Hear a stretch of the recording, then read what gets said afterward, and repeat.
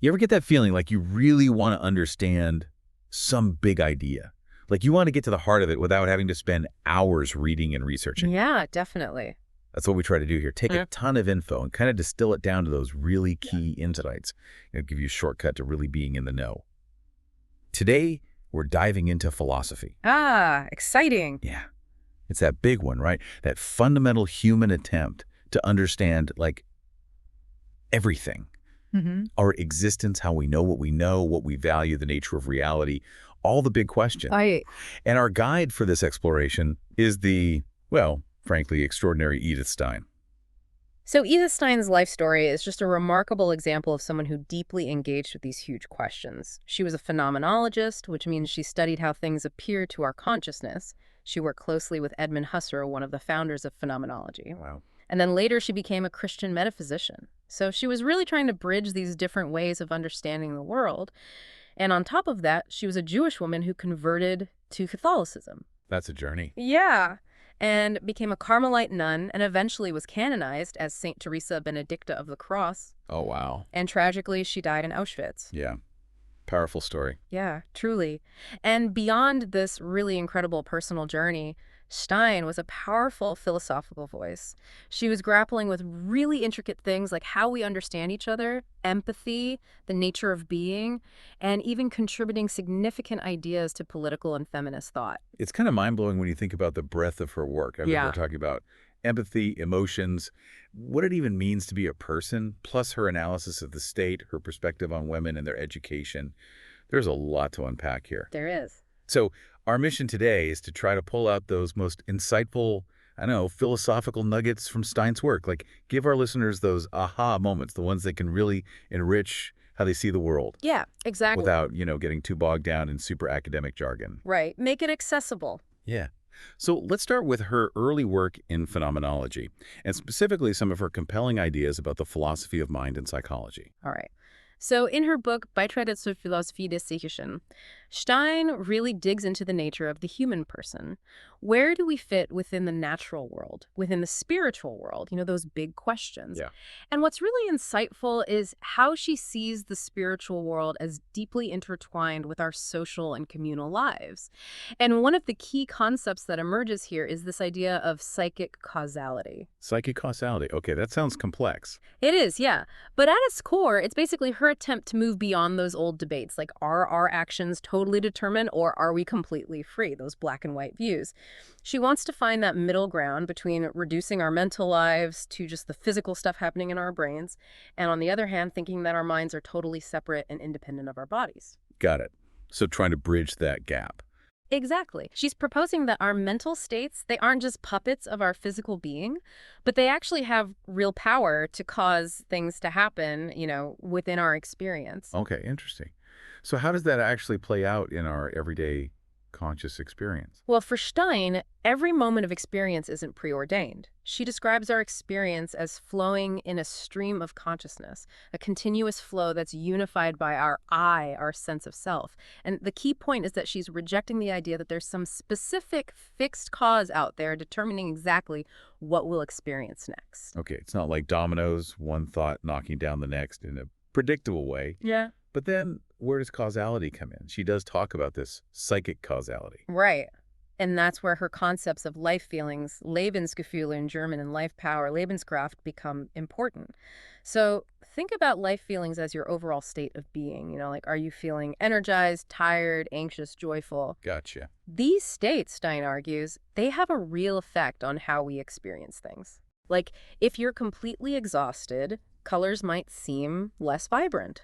They also shape how you experience your body, whether you're in tune with it or not. Right, yeah. And she's saying that if these life feelings are deep-seated and consistent, they form our life power. Okay, I see.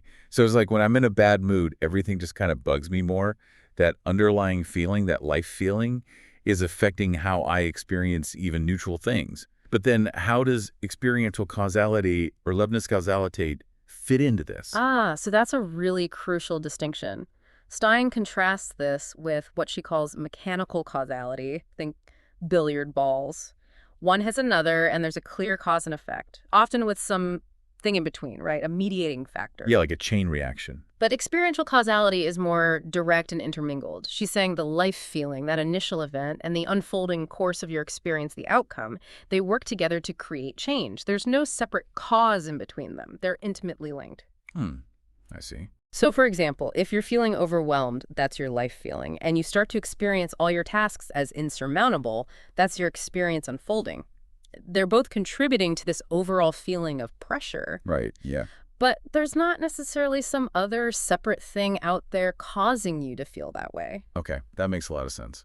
But even though it's not straightforward, she does posit a general law of causality at play in our psychic lives. She says all psychic occurrences are caused. It's just that it's not a simple, mechanical relationship. Yeah, our inner lives aren't exactly predictable machines. Right. And Stein highlights that the laws governing this psychic causality, they don't lead to perfect predictions, but more to probabilistic inferences. She's not trying to create a model that can perfectly predict what you'll think or feel next. That seems fitting, right? Our inner lives are too complex for that. Absolutely. And she's saying that as a phenomenological psychologist, her aim is to explore these correlations that we can intuitively grasp, not to build some rigid model that can perfectly predict what you'll think or feel next. So beyond these life feelings, what other factors are shaping our psychic life? Okay, well, there are quite a few. Stein outlines these sensate and spiritual life powers. Sensate life power kind of roots our psyche in the physical, in our lived bodies, making us receptive to sensory input, driving basic needs like hunger or thirst. Makes sense. Spiritual life power, on the other hand, connects us to this realm of objects and values. It enables thinking, creativity, appreciating meaning. Okay, so it's like a constant interplay between our physical side and our mental or spiritual side. Exactly. They're always interacting through psychic causality, and then Wow. you have our intentions, what motivates us. Right. Crucial parts of being human. Absolutely. And Stein makes a distinction between motivational and non-motivational powers. Non-motivational would be things like those basic drives, instincts, while motivational powers are those conscious intentions, strivings, and, those deliberate stances we take, cognitive, evaluative, volitional. Okay, so the choices we make, the judgments. Yeah, yeah. And then, of course, we have willpower, which is its own beast. Oh, absolutely. And then even motivational forces from the spiritual domain, driven by values and reason. Wow, it's a complex web of stuff happening inside us. It is. So where does motivation itself fit in? For Stein, motivation is the enacting of an experience because of and for the sake of something else. So it's purposeful. Yeah, it requires that self-aware I to act with a specific reason and aim. This contrasts with that more automatic nature of basic psychic causality. So, like, feeling hungry might be psychic causality. But deciding to cook a specific meal for a specific reason, that's motivation. Exactly, and she really emphasizes that these two are interwoven, causality and motivation. To illustrate this, she has this thought experiment about a purely spiritual being. This being has no basic drives, no needs. Okay. And Stein argues that such a being would lack the impetus to do anything.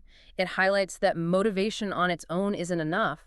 You need that underlying life power to fuel action. I see. You can have the best reasons in the world, but without that inner drive, it's really hard to actually do anything. Exactly. And all these experiences we have, whether driven by causality or motivation, they can be more or less close to that core sense of self, our ego. The closer they are to that core, the more they impact who we are and the more we can influence them through our conscious actions. That's fascinating. So we have a deeper understanding of how Stein viewed the mind. What about emotions? That's a big one. It is, and this is an area where Stein made some truly groundbreaking contributions. Her philosophy of emotions, which she develops in Empathy and Arbitrage, is super complex, super nuanced. She was influenced by Max Scheler, but her theory is ultimately very original, especially in how she breaks down our emotional lives into different layers. Layers of emotions. Yeah, 5 distinct strata of affectivity. And what's so insightful here is how Stein shows us that emotion isn't just this single monolithic feeling. It's a complex hierarchy that goes from those basic bodily sensations to those deep, lasting sentiments. 5 layers. Okay, I'm intrigued. Can you walk us through them? Absolutely. So the most basic level is sensory feelings, Gefühlsempfindungen, or sinnliche Gefühle. These are bodily sensations, like an itch, the feeling of warmth, stuff that's tied to a specific spot in your body. Stein says we experience this kind of affective sensitivity as the highest and most outer layer of my eye. So really basic, localized feelings. Yeah. Then we move up to common feelings, Gemeingefühl. These are more like those overall states of the lived body, feeling tired, unwell, energized, that kind of thing. It's less about a specific spot and more about how your body feels overall. So sensory feelings are specific, common feelings are more like a background hum of your body. What's next? Okay, so next up is Moodstimmungen. These are similar to common feelings in that they're all encompassing, Yeah. but they're not as directly tied to a specific part of your body.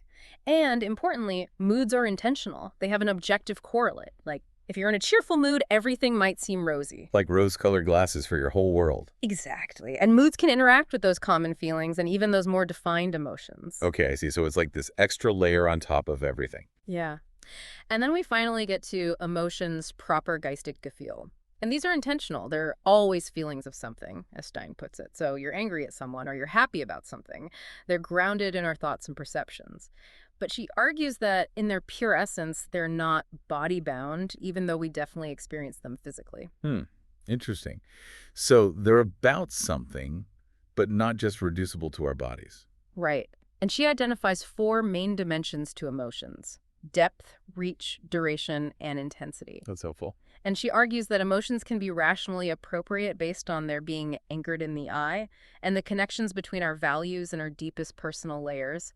She even talks about the fittingness of emotions. It's subject relative, meaning it depends on the individual. So like whether an emotion makes sense given what that particular person values and cares about? Exactly. So like if someone deeply values financial security, they might be devastated by a financial loss, even if someone else with different values might not react that way. Makes sense. Our values shape our emotional responses. Absolutely. And finally, we have sentiments, the Sinningen. These are enduring, effective attitudes towards other people, like Okay. love, hate, respect. They're anchored at different eye depths and linked to our personal values. Yeah, this model is so detailed. It really shows the nuances of our emotional lives. And Stein also believed that emotions are how we grasp values, which aligns with a lot of early phenomenological thought. Interesting. She saw emotions as giving us this direct access to values. Now, exactly what those values are, that's a whole other philosophical rabbit hole. Yeah. But Stein suggests that value properties are kind of the intentional objects of our emotions. So when we experience an emotion, we're engaging with those values, whether appropriately or not. Okay, so feeling joy, Hmm. it's not just a nice feeling. It's telling me something about the value of whatever's causing that joy. Precisely. And she distinguishes between value acknowledgments, where we intellectually recognize a value, and emotive acknowledgments, where we actually have an emotional response to that value. Subtle but important difference. Yeah. And Stein argues that emotions are central to how we evaluate ourselves. They help us calibrate our self-esteem or Selbstwertgefühl. Okay. And finally, she really emphasizes that our emotions are linked to how we express them, our will, and our actions. She even calls it a nexus of essence and sense between the feeling and its outward expression. It's all connected, isn't it? It is. Our feelings shape how we see value, which impacts how we see ourselves and act in the world. That's powerful. Now let's move on to another important part of Stein's early work. Her thoughts on other minds, empathy, and social cognition. Absolutely. So her doctoral dissertation, which focused on empathy, it's considered a foundational work in the field. For Stein, empathy is the very way in which other embodied experiencing subjects are given to us. It's how we experience them, not just some tool we use to figure them out, but a primary, unique type of experience. So we don't just infer that other people have minds, we experience their being as minded in some direct way. Exactly. And while empathy is a first-person experience, it's us doing emphasizing the content isn't our own. It's the experience of the other person. This is crucial because it means there's always a distinction, a separation between the self and the other. And Stein lays out 3 core claims about empathy. Okay, I'm listening. First, she says there's this basic form of empathy that's quite similar to ordinary perception. Second, it goes beyond this basic form to include more complex ways of understanding others. And third, she distinguishes empathy from other things like sympathy, compassion, imitation, or emotional contagion. So let's break that down, this idea of basic empathy as direct perception. How does that work in our everyday interactions? Okay, well, Stein says in a lot of our daily encounters, we can actually perceive another person's mental or emotional state directly. We see it in their communication, in their bodily expressions, in their lived body, their lieb, as she calls it. So if someone is visibly blushing, avoiding eye contact, we see their embarrassment directly without needing to go through some chain of reasoning. So I don't think, oh, they're blushing. People blush when embarrassed. They must be embarrassed. I just see the embarrassment in their face, in their posture. Right. It's immediate. Stein believes that empathic perception directly grasps that unity between the bodily expression and the inner experience. It's not just symbolic, or the blush stands for embarrassment. It's more like the distress is present, co-given in their distressed appearance. Wow, that's interesting. And she explicitly rejects theories like Lips's idea of mimicry, where we understand by mimicking internally, or the theory of inference by analogy, where we understand others by comparing to our own past experiences. Okay, so we're not just projecting our own stuff onto them. No. Instead, she's saying empathy gives us this immediate acquaintance with other minds right from the start. Okay, I see. So there's basic empathy, and then there are those more complex forms of empathy she mentions. Yes. So for those more complex encounters, Stein describes this three-step process. First, the other person's experience becomes apparent, through their body and expressions. Then we might bring this to what she calls explicative fulfillment, where we try to more fully grasp their experience. And finally, there's this synthesizing objectification, where we grasp that experience as belonging to that other person and can reflect on it. This explicative fulfillment, it sounds a little like we're simulating their experience. Yeah. And she's very clear that this isn't a merging of identities or anything like that. We're alongside the other, but not actually becoming them or directly feeling what they feel. That third step, that objectification, is really important because it's where, for example, the other person's sadness becomes an object for our own reflection. Okay, that makes sense. It's more about trying to understand their experience from their perspective, not just putting our own feelings on them. Precisely. And Stein argues that empathy lets us grasp much more than just their immediate feelings. We can get a sense of their motivations, their context, even their character. And she makes this really profound point, that by understanding what others are not, how they're different from us, empathy helps us form our own sense of self. That's deep. We understand ourselves better through understanding others. Exactly. And finally, how does she separate empathy from sympathy, compassion, and all those other feeling with states? She goes to great lengths to distinguish them. She acknowledges that empathy, especially what some call emotional empathy, can lead to sympathy, and that sharing someone's emotions can help us understand them. But she insists that empathy doesn't require feeling the same emotion as the other person. It's about grasping their experience, not merging with them emotionally. That's a really key distinction. So now let's look at her ideas about collective intentionality and social ontology. Yes, let's. So Stein's work on sociality goes way beyond just empathy between individuals. In Beitrag and eine Untersuchung über den Staat, she lays out these three types of socialization: the mass or crowd, society, and community. So we've all been in a crowd at some point. What makes a mass or crowd for Stein? Crowds are those temporary, often spontaneous groups, and their main characteristic is the automatic imitation of emotions and behaviors. This happens through what she calls psychic or emotional contagion. It's not about a shared goal, it's more like an emotional chain reaction. I see. So it could be anything from a spontaneous celebration to, I don't know, online mob behavior. Yeah, exactly. What about society? Society is more about structured, institutionalized associations, like a business, a political party. Individuals mostly interact as objects to achieve some common goal. It's more about planning and less about that spontaneous emotional flow. Makes sense. So it's transactional in a way. Right. And then you have community, which is different from both. Communities are bound by solidarity. It's about encountering each other as subjects, living with each other, being open to one another, influencing each other's values and views. A tight-knit neighborhood, a family, something like that. Yeah, and this sense of solidarity isn't automatic. It needs to be nurtured. It comes from shared experiences and that mutual recognition as subjects, not just objects. So what's the experiential basis of this solidarity? Stein argues that it comes from communal experiences. She says these form a supra-individual or communal stream of experiences. It has its own life power. Within a community, we share intentions, actions, values, emotions. We're moved by common motives, and we can even bear a common responsibility. So it's more than just a bunch of people having similar experiences at the same time. Absolutely. She uses the example of a community grieving the loss of a child. This isn't just me empathizing with your grief, it's a shared experience of relating to that loss as a community. There's a shared object, our loss, and a shared way of relating to that loss. Okay, that's powerful. Yeah. And she outlines four main aspects of these communal experiences. I'm ready. First, there are super individual objects, the things the community focuses on, its shared goals. Second, collective intentional acts. It's about both focusing on that shared object and being aware of experiencing it together. Third, communal content. It's that shared meaning, allowing for individual differences, but shaped by belonging to the community. And finally, the communal stream of experiences itself. It's based on individual consciousnesses, but becomes something more. It's not a superego, but a collection of pure egos forming what she calls a collective personality. So, like, when we celebrate a local team winning a championship, our joy is personal, but it's also shaped by that shared victory, the shared celebration, our understanding of what it means for the community, our roles as fans. Exactly. And Schlein goes on to describe how these communities have their own life, their own psychic and spiritual dimension, including communal life feelings and life power. But importantly, she's clear that individual autonomy and moral responsibility aren't lost in the community. She's not promoting a kind of collectivism that erases the individual. So even when we're part of a community, we keep our own agency and accountability.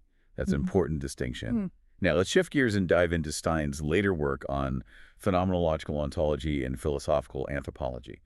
This is where she starts to integrate her phenomenology with Christian thought, right? Yes, that's right. So, after her conversion to Catholicism in 1922, Stein really delved into Christian philosophy, especially the work of Thomas Aquinas. But she stayed committed to phenomenology, trying to bring these two traditions together. And her work in this period, most notably Potency and Act and Finite and Eternal Being, grapples with these really fundamental questions of being and essence. Deep stuff. Yeah. And she defines ontology as the study of the basic forms of being and of beings. She emphasizes that being isn't something mysterious or unknowable, it's actually intelligible, and we can understand it through reason. She also follows Husserl in distinguishing between formal and material ontologies. Can you remind us about that distinction? Sure, formal ontology is about being as such. Like, what does it mean for something to exist at the most basic level? It studies those universal principles, like act and potency, that apply to anything that is. Material ontology, on the other hand, is about specific kinds of beings, their structures and essences. Stein also picks out three fundamental ontological forms: object, whatness or essence, and being itself. Got it. And she builds on Husserl's distinction between species and the individual, right? Yes, and this is where she introduces a really important concept, heisetas. It's often translated as thisness or individual essence. She draws on the medieval philosopher Duns Scotus for this. It's the unique essence that makes this individual, you or me, distinct from every other individual, even those of the same species. Okay, so it's what makes me uniquely me, beyond just being human. Exactly. It's that individualizing factor. And she also talks about the possibility of essence. It's the capacity for something to realize its inherent potential, to become what it truly is. And how does her conception of God fit into all of this? So for Stein, God is pure spirit. He's the archetype of all spiritual being, and she understands this in a Trinitarian sense, being in person, indeed the being in three persons. She describes divine being as this superabundant, diffusive life characterized by innerness and self-determination, and the essence of God is self-giving love. Beautiful. Yeah, and she argues that all other spiritual beings are ultimately grounded in this divine spirit. It's their origin and foundation. So God is not just an idea for her, but a fundamental reality. What about essences in general? Does she believe they exist independently? That's a great question. So she defends the reality of essences. She says they're not just names or concepts we make up. They represent real, intelligible structures. But she argues that they exist in a potential way.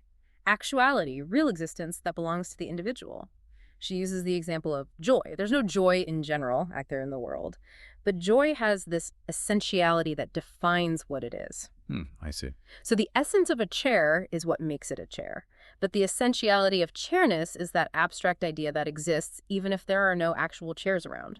Interesting distinction. And what about the essence of individual beings, like a person? This is where she goes beyond Aquinas. She's inspired by the phenomenologist Jean Haring, and she defends this concept of an individual essence. The individual is a Wesen.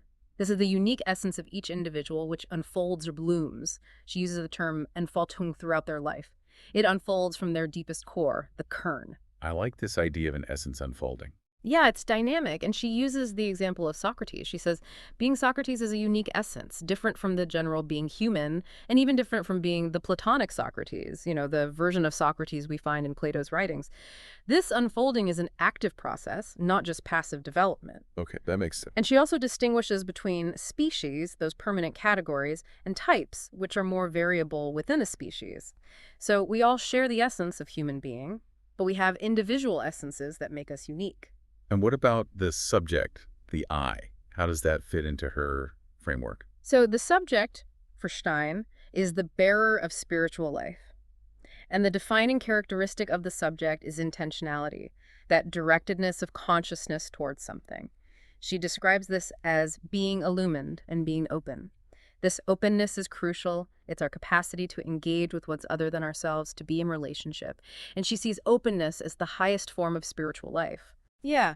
And interestingly, she connects these ideas of blooming, unfolding, and openness to her understanding of gender differences. But we'll get to that later. Looking forward to it. Yeah. Now let's talk about her understanding of the human person. How did she define what it means to be a person? This was a central theme throughout her work. Early on in Empathy, she argued that our feelings are expressions of our personal attributes. Interesting. She saw persons as these complex unities, both valuable in themselves and inherently related to a world of value. Later, in Beiträge, she developed more layered ontology, where humans are comprised of body, soul, and spirit. And she introduced this idea of life power. Right. Then, in her lectures on philosophical anthropology at Münster, she characterized the human person as this integrated body, soul, spirit. We're living beings through our bodies, ensouled beings through our souls, and spiritual persons through our capacity for self-awareness, that ability to say, I. Yeah. And in Finite and Eternal Being, she highlights that the I can understand external things and respond with freedom. This gives us a sense of self-possession, that having oneself in hand. So self-awareness and freedom are really key to personhood for Stein. What about values and emotions? These are essential too. Stein, like Scheller, believed that a person is value-sensitive, wahrhaftig, and permeable to values. Our very being is connected to our capacity to recognize, appreciate, and create value. She famously said, "We see what a person is when we see which world of value she lives in." And love, for example, is about grasping the value of another person. Okay. And she's adamant that emotions are not just these secondary experiences, they're constitutive of personhood. A non-emotive person is an impossibility. I like that. Yeah, emotions are how we initially grasp others as beings of value. And importantly, humans can choose to be motivated by values, and this shapes our actions and how we interact in our communities. And how does the individual person relate to their own actions and their sense of self? Well, drawing on Husserl, Stein believed we actualize ourselves through our actions. These actions spring from a deeper core of the self, a depth reception that goes beyond any specific act. We're beings in the world, integrated into both the material and spiritual realms. We're complex unities of states, experiences, and position takings, and we're always embodied, tied to the body. Right. Now, the soul, she understands this in the Aristotelian sense as the principle of life. It develops from our affective nature, influenced by the body, but also shaped by the spirit towards higher goals. And the spirit, while dependent on the senses and the soul, has its own source and capacity for freedom and understanding. It's like this interplay of influences. Exactly. She describes it as coming from above, those spiritual motivations, and from below, the drives of the body. And the spirit itself emerges from what she calls this dark ground of potentiality. That's a dynamic process. It is. The soul is constantly evolving, striving to fulfill its potential, actualizing itself through our experiences and actions. It's shaped by our daily lives, but it also has an openness to values, which we need to cultivate to fully receive those values. And she actually emphasizes the importance of the soul over the pure ego in our lived experience. So the I is more than just the thinking, rational ego. Yeah, she sees more depth there. And she says we are formed. Forming, it's an active process by our repeated actions and choices. And she emphasizes that each I is unique. Jedes Ich ist einmaliges. We all have this peculiarity that sets us apart. She contrasts this with our surface ego life. I see. And she says not every ego is a fully realized person. You need self-awareness, reflection. And then she posits this concept of the core of the person, the Kern der Person. She draws on mystical thinkers like Teresa of Avila, John of the Cross, and philosophers like Scheller and Konrad Martius. This core is the deepest part of us. It unfolds throughout life. but it's never fully knowable. It's like the wellspring of our being. Huh. And our character traits, she says, are capacities for apprehending values. It's through these capacities that our core unfolds. Hmm. And not everything in us comes from that core. Some things are proper to the eye, others are more foreign, less essential. Right. And she talks about different depths of the eye and how we can live at different depths. And then she considers life Leben itself and argues that our development continues throughout our earthly life, but the person, the unique individual, continues even after death. We retain this innermost sense of being alive.